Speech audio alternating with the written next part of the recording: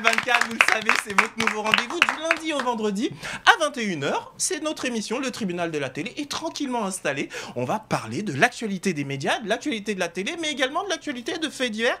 Tout ce qui intéresse en tous les cas nos téléspectateurs. Parce que vous le savez, dans cette émission, c'est vous le public qui décidez de quoi nous parlons. C'est vous qui êtes les rédacteurs en chef. Pour ce faire, c'est extrêmement simple. Vous allez du côté du site internet de la chaîne à l'adresse www.people24.tv et vous allez dans la rubrique casting. Et là, vous allez voir, il y a un formulaire. Il vous suffira de le remplir et de nous indiquer de quoi vous voulez parler. Eh bien, précisément, les personnes autour de la table, il y a un certain nombre de téléspectateurs. Petite nouveauté, il y a également des artistes dont je vais vous parler tout à l'heure parce qu'on a trouvé ça super génial à People 24, ce qu'elles font. Je vais vous les présenter dans un instant, mais pour l'heure, je vais vous présenter les téléspectateurs qui sont avec nous aujourd'hui. À ma gauche, il y a la charmante Elodie qu'on applaudit bien fort. Bonjour Elodie, comment ça va? Bonjour, ça va, merci. Alors Elodie, vous venez d'où? Aix-en-Provence. Aix-en-Provence, vous avez quel âge Elodie? 31. Alors Elodie, tout d'abord, on est ravis de vous accueillir ici parmi nous. Vous précisément Elodie, ce qui vous intéresse, c'est la télé-réalité et précisément, vous aimeriez participer à des émissions de télé-réalité. Exactement. Eh bien c'est très bien, on en parlera dans quelques instants. Encore une fois, on applaudit Elodie.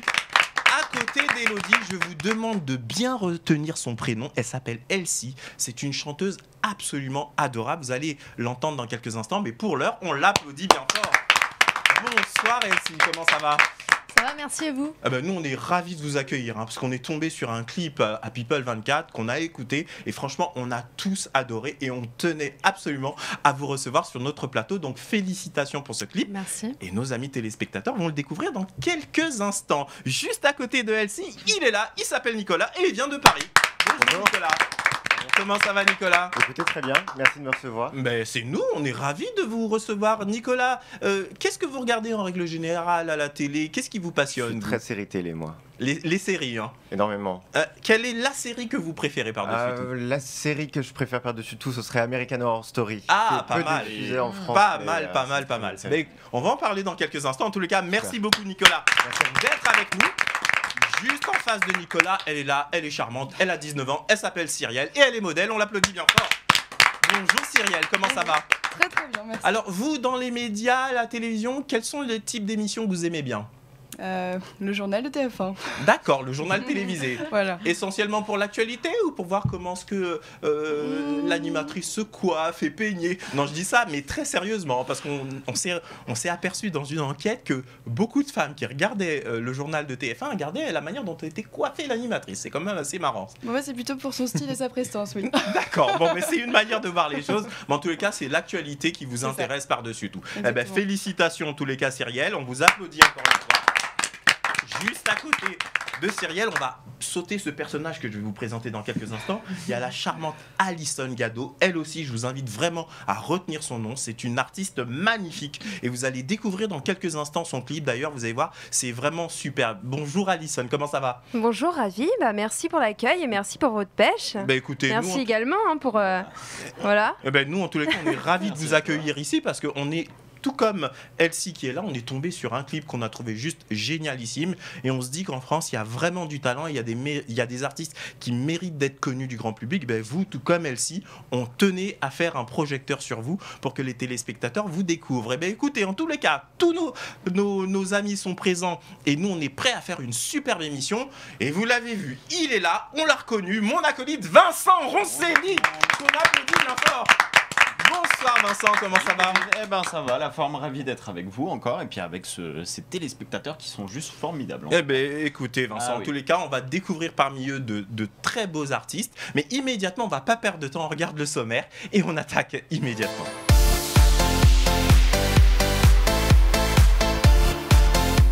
Aujourd'hui, dans son audience, le tribunal de la télé va débattre des points suivants. Retour de la série 10% sur France 2. Nos téléspectateurs donnent leur avis sur cette production française qui cartonne. Elodie, future candidate de télé-réalité et fan de la télé-réalité Les Marseillais, nous explique pourquoi elle aime cette série réalité et pourquoi elle veut devenir candidate d'émissions de télé-réalité. L'allocution du président de la République Emmanuel Macron dans le JT de 20h de TF1 en direct du porte-avions Charles de Gaulle, ainsi que la manifestation des Gilets jaunes, nos téléspectateurs réagissent dans un instant. La chanteuse Alison Gado nous fait découvrir son tout nouveau titre, La femme élastique, Vous découvrirez dans quelques instants son tout dernier clip vidéo. Agression du comédien Arnaud Gagnon en raison de son homosexualité. Nos téléspectateurs réagissent dans l'émission. La révélation de l'émission La France a un incroyable talent, le groupe Berry Wine et le coup de cœur de Vincent Rosselli. Vous verrez tout ça dans quelques instants. Et en fin d'émission, vous découvrirez le nouveau classement du hit de la télé-réalité, le classement des personnalités de la télé-réalité préférées des Français.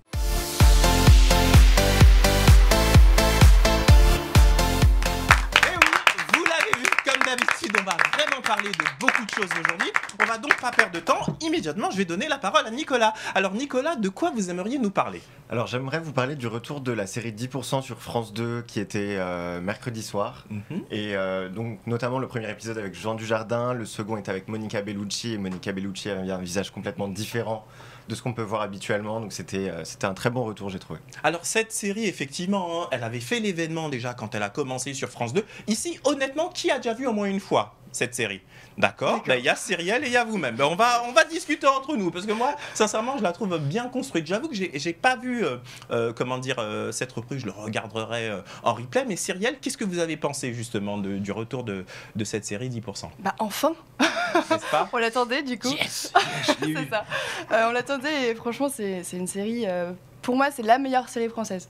D'accord. Donc, il était enfin tout simplement temps, la meilleure voilà. série française. Il était temps qu'on ait une série de cette qualité-là qui passe sur une de nos chaînes. D'accord. Alors, qu'est-ce qui fait qu'elle marche cette série? Est-ce que c'est le fait qu'il y ait des personnalités connues? Est-ce que c'est parce que le public a envie de savoir justement l'envers du décor, comment ça se passe? Dites-moi, Nicolas. Effectivement. D'après vous, qu'est-ce qui fait qu'elle marche cette Pour série? moi, il y a déjà cet attrait de l'envers du décor et de savoir comment se passe une agence artistique et ce monde-là qui est finalement très peu connu. Mais il y a aussi, je pense, le casting déjà des rôles principaux, des rôles d'agents qui est assez incroyable, avec notamment Camille Cotin qui est juste délicieuse et puis toutes ces guest stars. Chaque épisode est nouveau, chaque épisode amène une nouvelle histoire. Il y a toujours un fil conducteur, mais voilà, on s'ennuie pas, il y a plein de choses qui se passent. Mais écoutez, en tous les cas, pour les téléspectateurs qui ne connaîtraient pas encore la série 10%, on regarde immédiatement la bande-annonce. Eh oui, c'est vraiment une série. Moi, je pense qu'il faudrait la regarder au moins une fois parce que moi, je trouve que pour une production française, sincèrement, ça donne un certain peps, hein, Cyrielle. Qu'est-ce que vous en pensez? Mais c'est exactement ça. Et puis pareil, ils arrivent à tout le temps nous surprendre au fur et à mesure des épisodes et à toujours mettre un petit coup de peps, c'est de nouveau. Donc c'est ce qui attire aussi le regard et on se dit bon, bah, je vais regarder l'épisode suivant.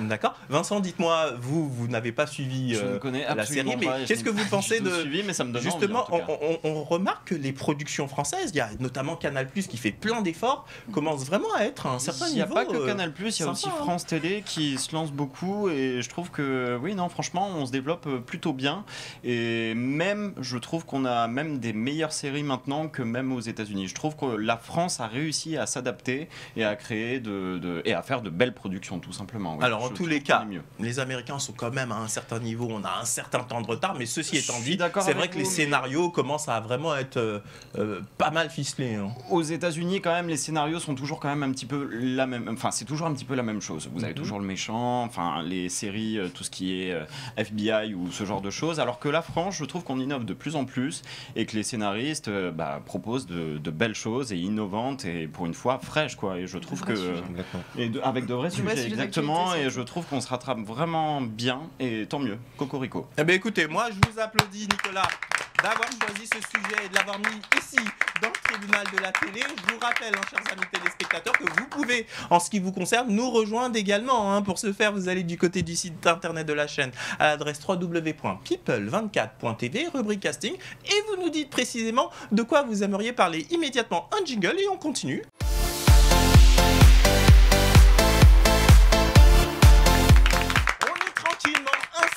Fidèle au poste. Et à présent, on va donner la parole à notre téléspectateur qui est une téléspectatrice. Bonsoir Elodie, comment ça va? Bonsoir, ça va, merci. Alors Elodie, vous venez de Marseille précisément. Hein? Oui. D'accord. Alors avant de vous... Aix-en-Provence plus précisément. Et plus précisément Aix, oui. D'accord, et le soleil marseillais, ça vous fait quoi la différence là, entre le temps maussade à Paris et celui que vous venez de quitter? Je m'y étais préparée quand même. Ah bon? On connaît Paris pour son beau temps. Hein. Voilà, donc là, j'ai franchi Avignon, ça y est, c'était fini. Ah ben dis donc. Ah là là là. Bon, en tous les cas, vous êtes venu avec le sourire, et dans votre sourire, il y a le soleil marseillais. Donc on est très heureux de vous accueillir. Alors vous précisément, à la télévision, ce que vous aimez bien, c'est la télé-réalité. Vous aimez bien, ça vous détend. Précisément, Pourquoi vous appréciez la télé-réalité et quelle est l'émission que vous préférez?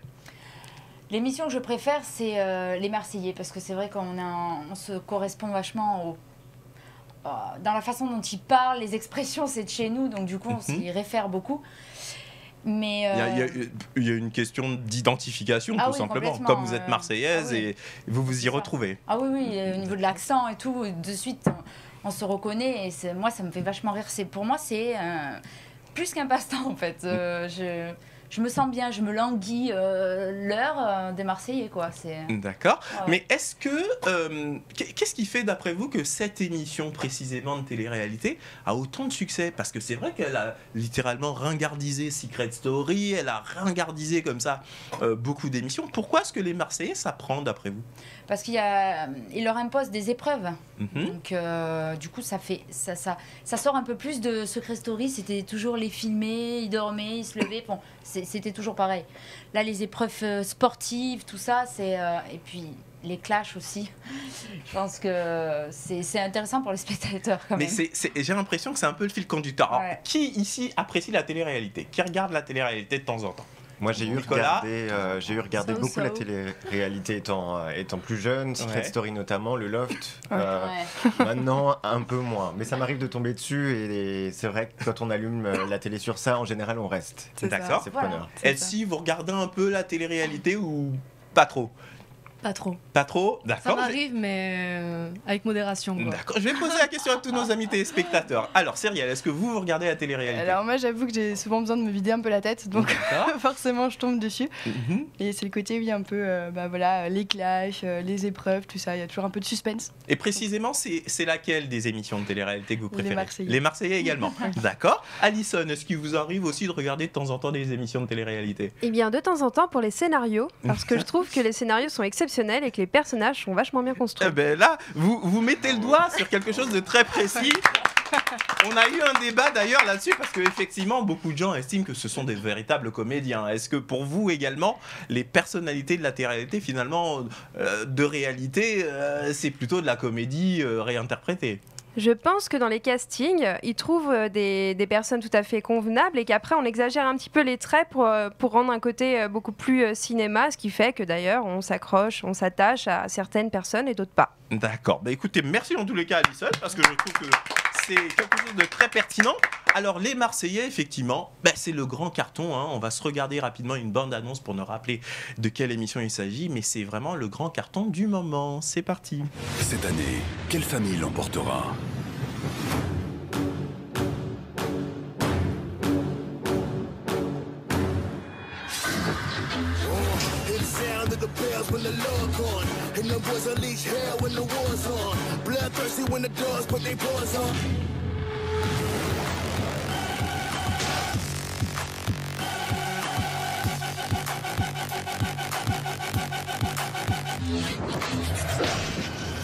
Les Marseillais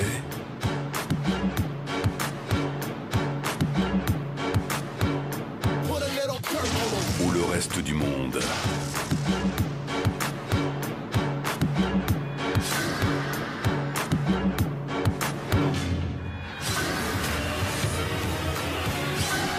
Les Marseillais versus le reste du monde. Nouvelle saison inédite.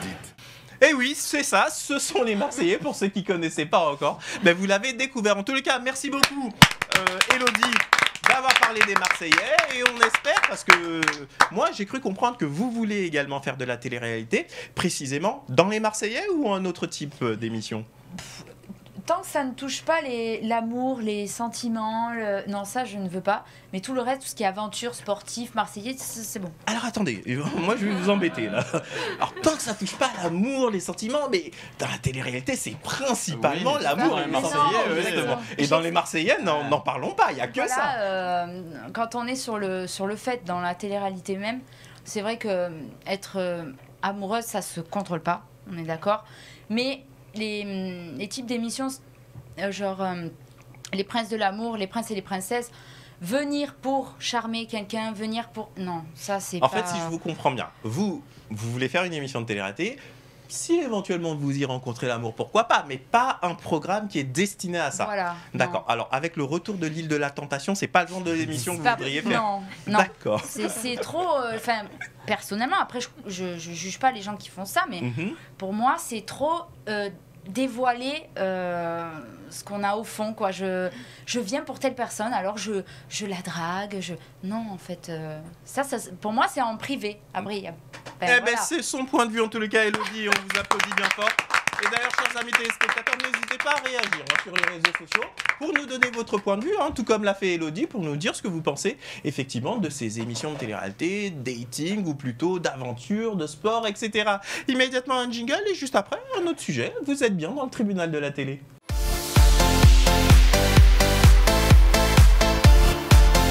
On est là, tranquillement installé.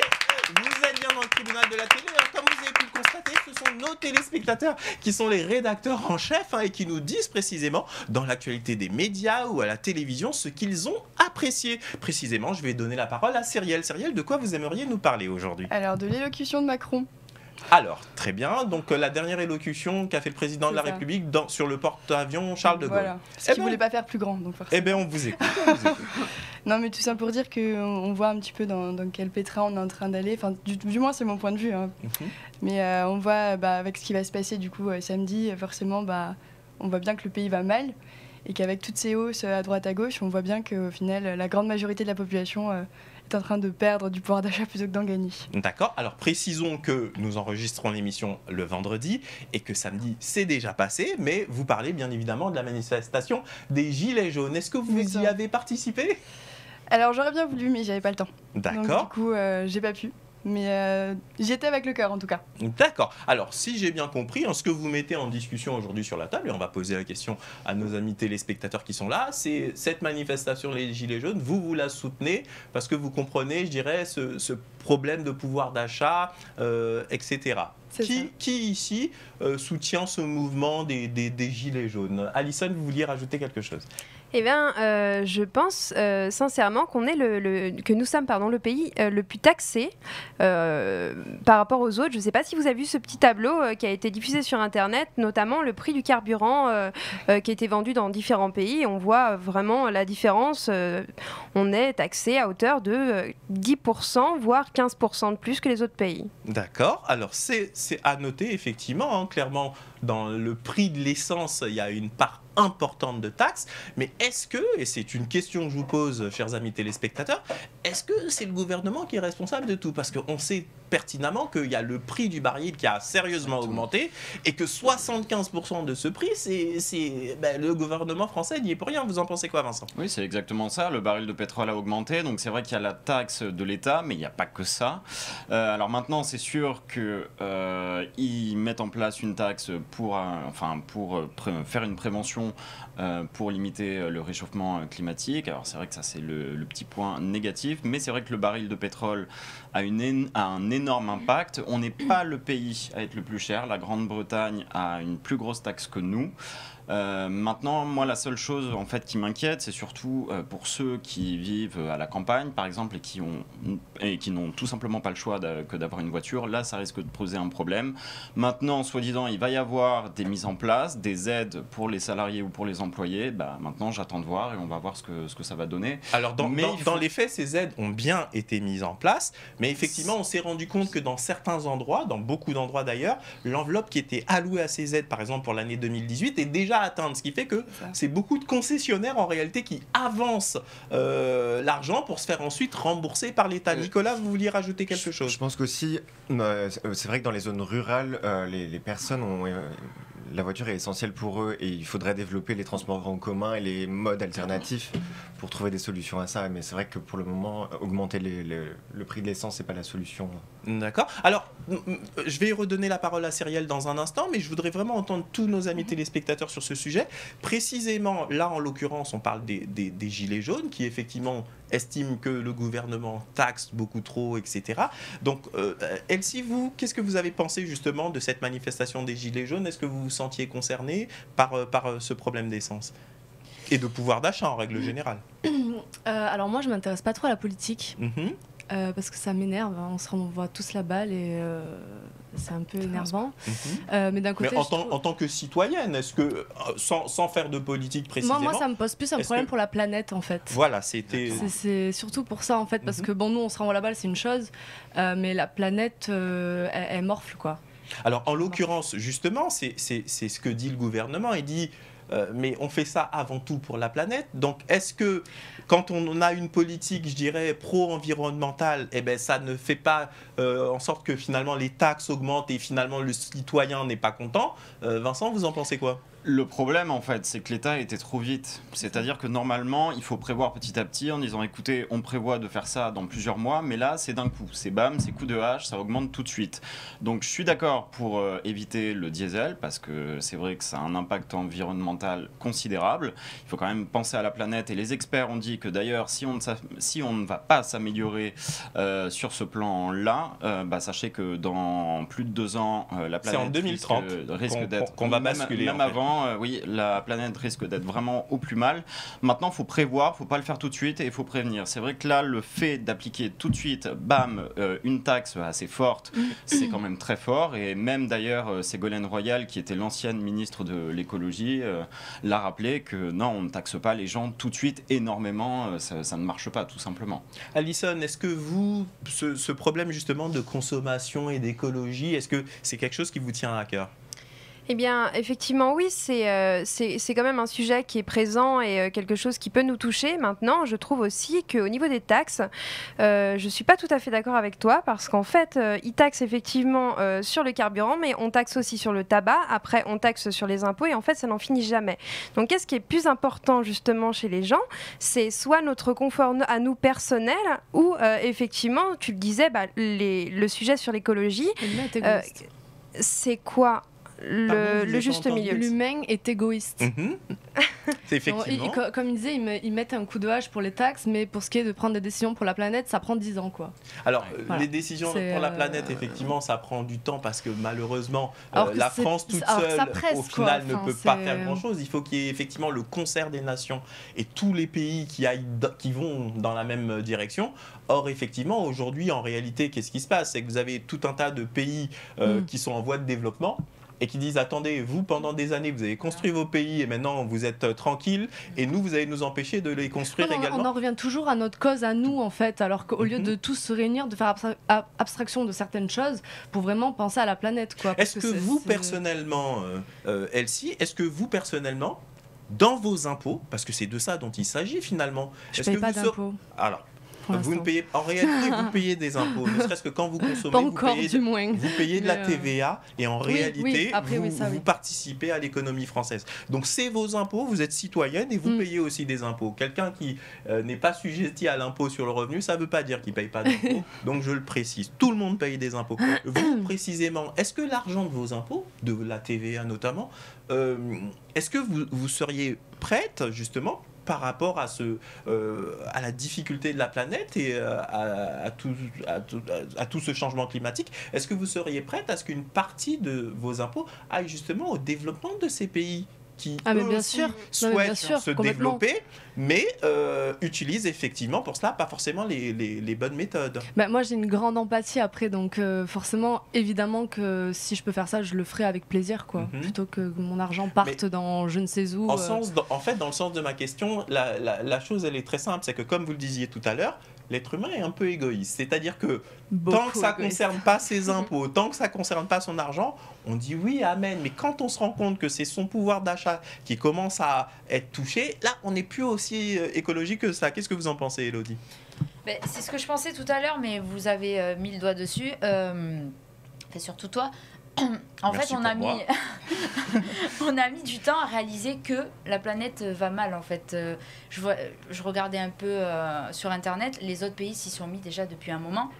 Et nous, on est là, oui, mais, ça reporte à chaque fois. Alors attention, quand vous dites les autres pays, qui? Parce qu'au final, souvenez-vous, c'est en France et à Paris qu'il y a eu le fameux accord de Paris climatique à l'initiative de l'ancien président de la République et de Ségolène Royal, justement. Donc, on ne peut pas dire que la France n'était pas prête.